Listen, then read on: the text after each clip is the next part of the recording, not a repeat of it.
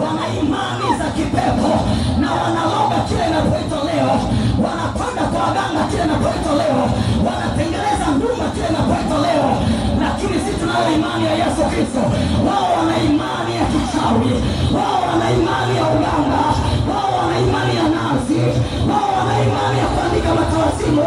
Na sisi tuna imani ya jina la Yesu Kristo, na tunao malaika kwa upande wetu, na tunao wazee wale wanaosimama mbele za Bwana, na tunayo damu ya mwana kondoo ambaye inatuhakikishia ushindi.